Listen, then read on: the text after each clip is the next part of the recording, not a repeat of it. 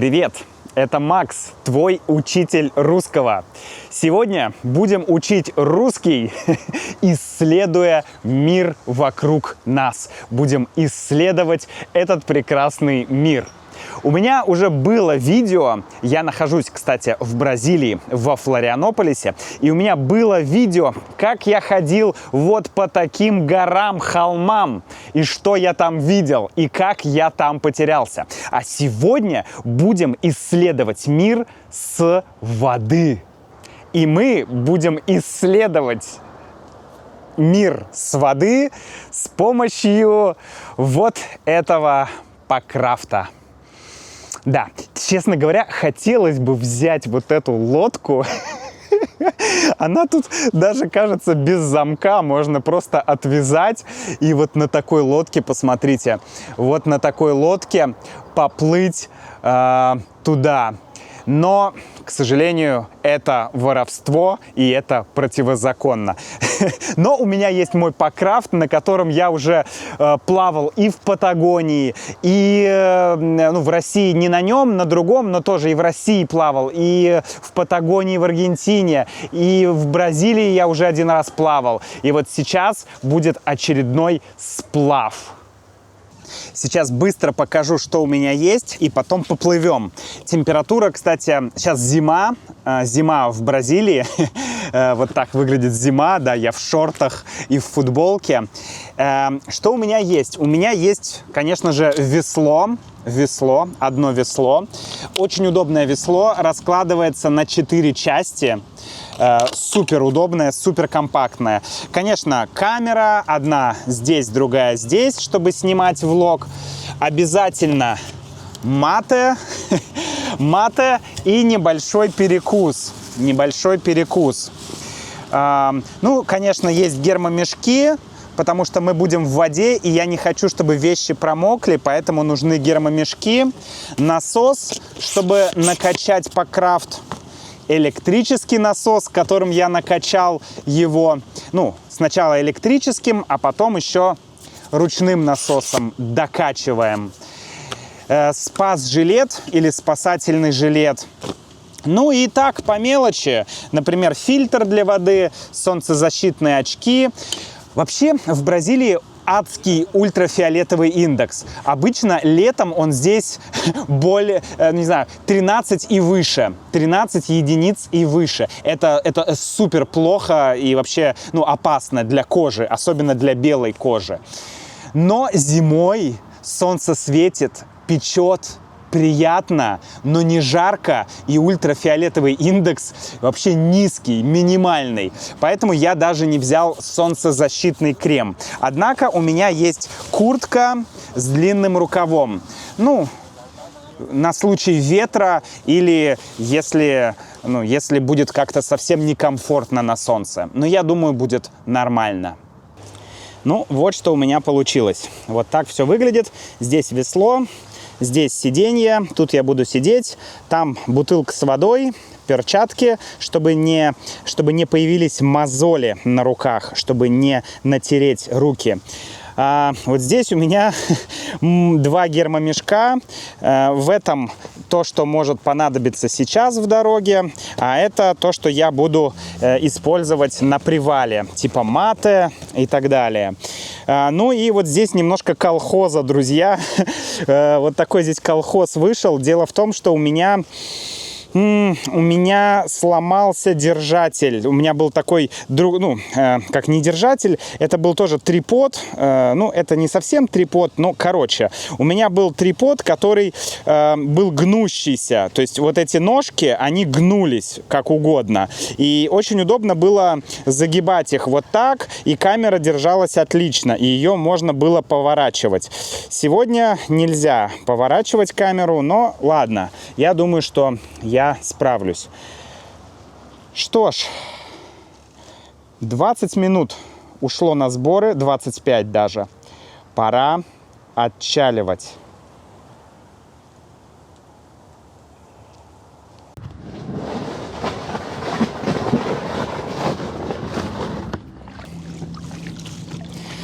Многие едут в Бразилию чтобы посмотреть на Рио-де-Жанейро, на карнавал. А Макс плывет по какому-то озеру, вообще непонятно где. Кстати, понятно где. Озеро называется Лагуа да Консейсао. Так называется озеро. Вот здесь будет карта, вы увидите. Это остров Флорианополис. Здесь на самом деле много озер, где можно поплавать. И здесь очень красиво. Ну, посмотрите, какая красота вокруг.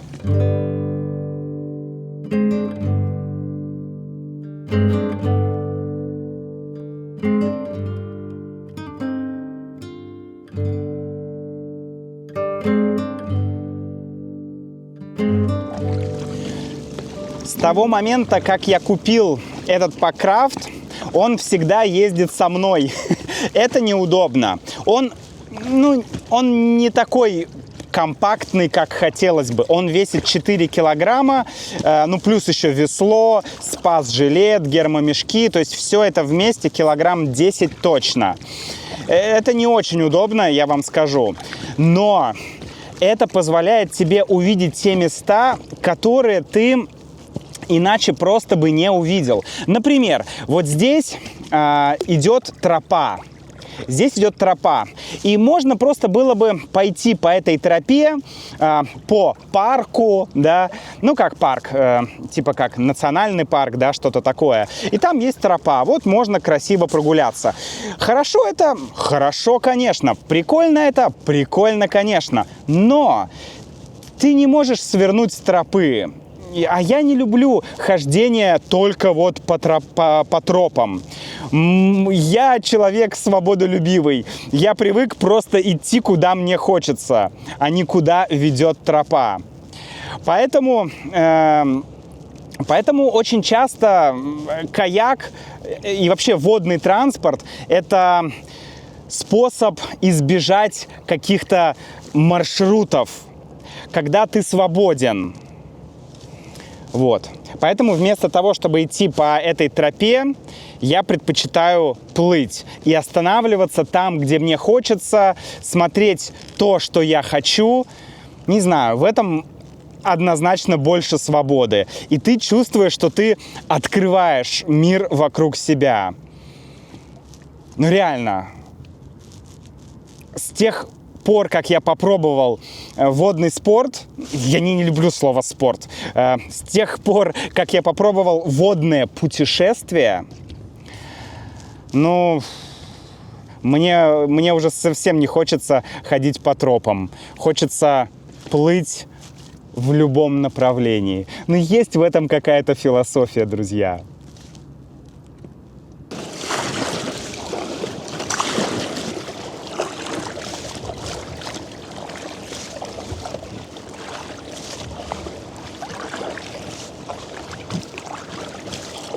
Ну вот посмотрите на тот берег, друзья.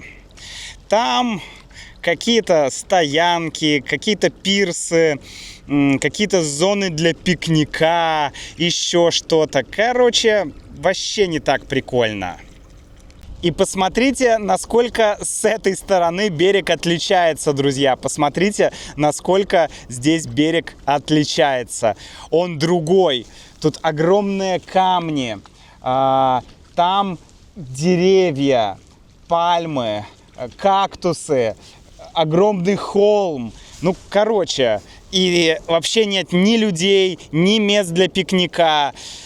То есть можно наслаждаться природой. Ну, по-моему, это в 100 тысяч раз прикольней. Нет? Я плыл и увидел сосны. И не смог удержаться, решил остановиться. Здесь как раз есть место, куда можно причалить. И решил осмотреться. Всегда с собой беру весло. Здесь мой Паккрафт. Давайте посмотрим на это место. Ага, здесь я вижу несколько костровищ. То есть люди здесь делают костры. Прикольно. Кажется, в Бразилии как-то все спокойно относятся к кострам, так же, как и в России, потому что во многих местах ты просто не можешь сделать костер.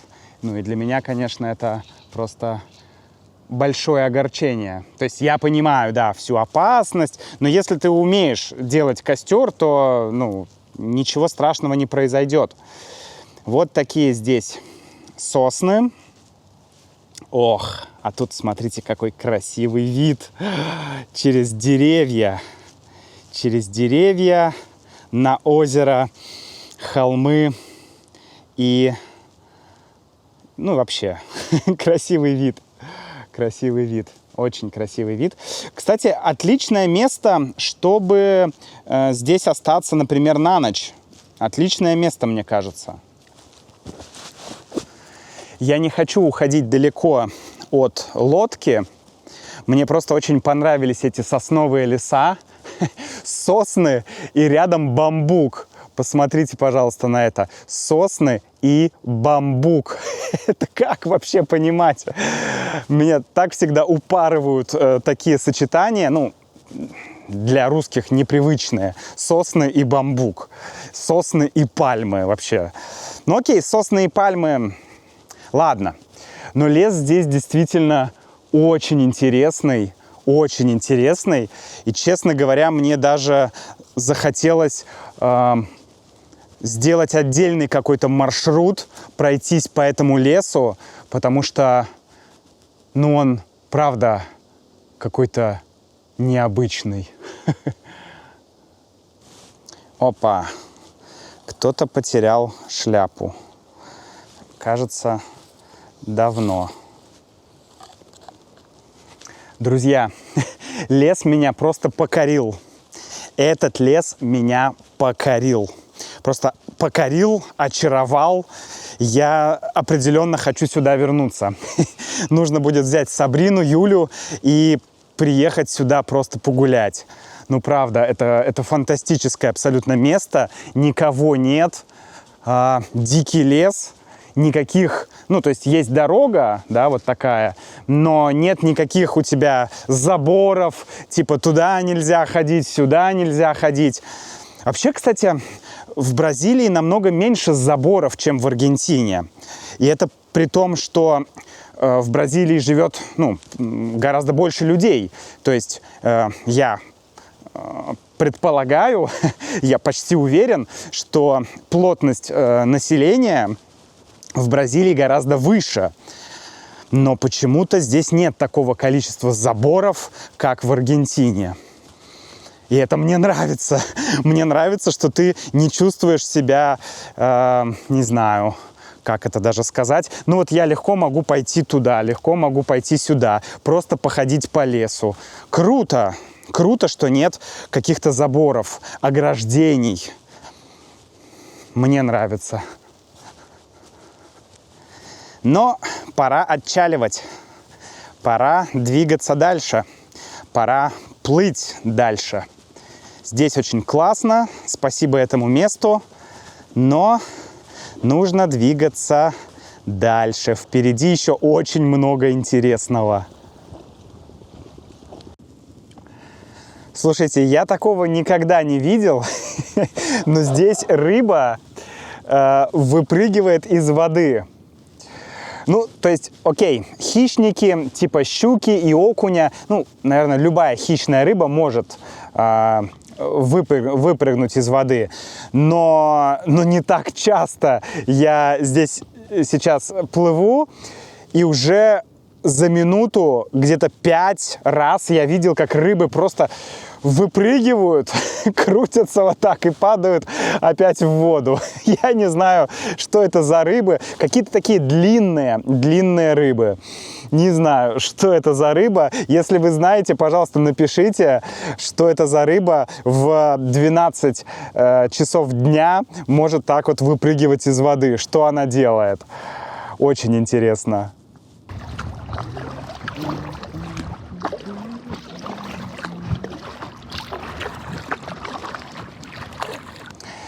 Видите, сзади меня такой пирс. Там, как я понял, находится кемпинг. Там много автомобилей стоит. Кто-то делает костер, ну или барбекю. Кто-то ловит рыбу. В общем, прикольное место, чтобы отдохнуть, ну так, цивильно, да, цивильно, не так, как я сейчас это делаю, зато это можно сделать с ребенком и вообще, ну, просто другой формат отдыха. Я думаю, что было бы прикольно туда сплавать, потому что добраться туда можно либо на машине, но там я не уверен, что такси туда поедет. Там, по-моему, нет асфальтированной дороги к этому кемпингу. Дорога через лес идет. Либо можно приплыть на небольшом кораблике, который курсирует туда-сюда, даже в две стороны. Он идет туда, откуда я приплыл, сюда к пирсу и потом дальше в поселок. Вот. Поэтому, не знаю, мне стало очень интересно попробовать туда съездить на целый день, потому что, ну, у нас сейчас нет палатки, нет ничего, чтобы переночевать в дикой природе, но провести там день среди соснового леса звучит потрясающе. Смотрите, за этим мысом начинается просто открытый океан. Ну, это, конечно, не океан, но там большое озеро, и ветер сильный, ветер очень сильный, тяжелее плыть намного, и сильные, ну, такие волны чуть побольше.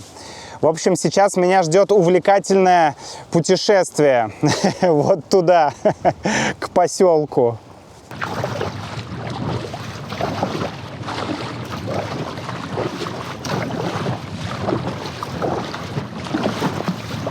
Я все хочу остановиться, перекусить.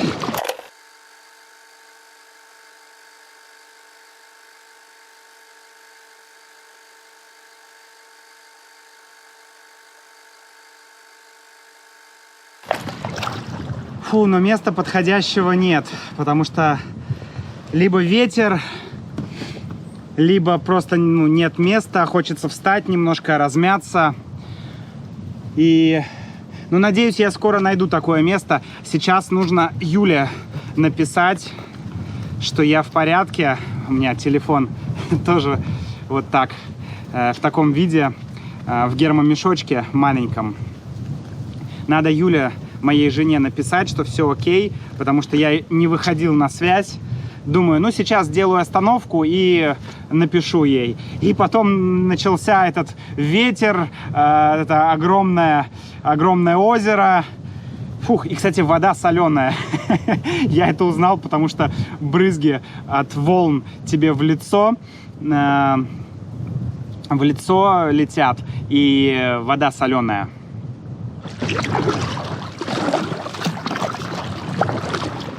Все. Устал я. Устал. Все, я пошел. Ребята, я пошел. Я устал, я пошел. Пока. Реально, ноги уже немного подзатекли. Грести против ветра тяжело, а здесь очень мелко. Я решил чуть-чуть пройтись. Смотрите, какая красота вокруг.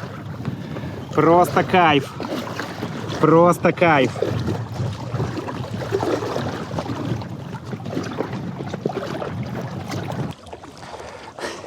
Прошел почти час с того момента, как я решил, что надо сделать привал. Даже больше часа уже прошло. Я в потрясающе красивом месте, а здесь еще мелко, и вода такая теплая. Вода здесь прогревается хорошо, ты идешь по теплой водичке. Просто кайф, просто восторг. Правда, хочется очень перекусить, но я все не могу найти никакого места рядом. Но, может быть, что-то сейчас найдется. Ну, я так уже час говорю. Но ничего, вот это все, что вокруг, гораздо ценнее, чем еда. Ну, по крайней мере, сейчас. Может быть, если я так буду идти 2 дня, я буду говорить по-другому.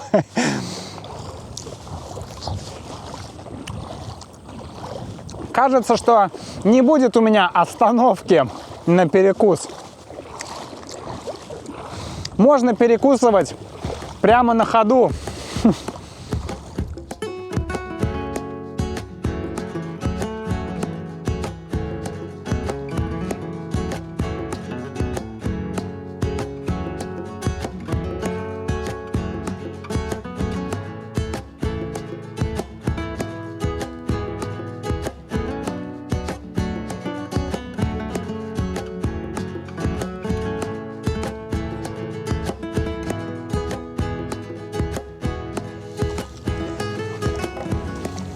Я иду и ем пряники.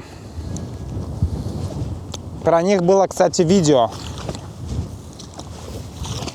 Как думаете, я ем пряники, потому что я их люблю? Нет, я их ем, потому что я их не люблю. Вообще, в поход и в путешествие, ну, окей, если ты идешь куда-то на один день, можно взять то, что ты не любишь, но то, что лежит дома, но то, что дома ты есть не будешь. Потому что на улице во время путешествия, во время прогулки всегда все кажется вкуснее. Особенно, когда ты вот идешь по местам, где нет ни магазинов, ни возможности что-то купить. Все, что угодно будет вкусно. Ну что ж, вот мы и пришли в то место, где на карте это озеро практически соединяется с дорогой. Там буквально 50 метров, 100 метров может быть. Но, правда, я не вижу здесь никакой тропы. Я иду просто по болоту. Не знаю, будет ли там какая-то тропа или придется эти 100 метров идти через лес.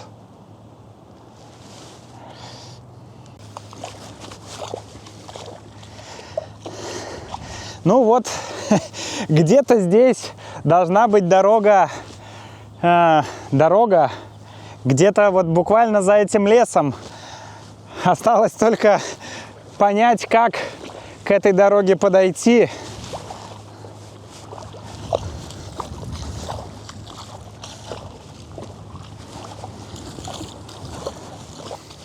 Вот здесь это место очень похоже на место, куда животные приходят пить воду. Вот, смотрите, даже не только животные, видимо, и люди. Здесь вон разные следы, и пошла тропа. Фух, ура! Я нашел тропу. Да, супер, супер. Тропа отличная. Тропа просто отличная. Можно пройти по ней. Классно, что я ее нашел. Классно, что не придется просто лезть через лес. Осталось только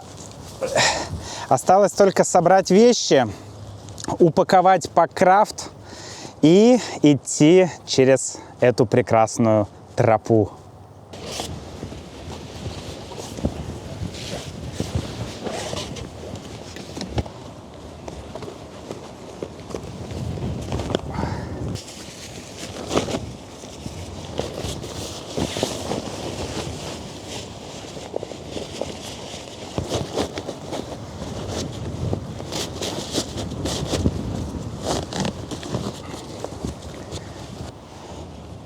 Опа.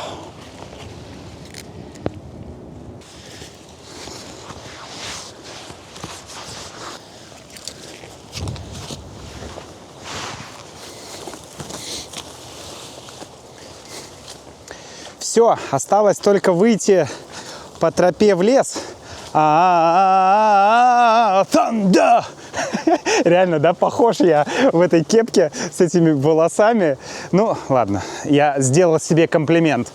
Сделал себе комплимент. Так, тут грязь, но мы сейчас ее обойдем. Какой прикольный лес. Оп. Проблема этих весел, что когда они нагреваются, их невозможно разобрать на 4 части. На 2 легко, на 4 очень сложно. Поэтому обычно я их держу в холодной воде, и потом они разбираются. Но здесь сейчас нет холодной воды, и вообще я решил не заморачиваться. Иду так. Такая тропинка идет через лес. Я слышу... Блядь, господи!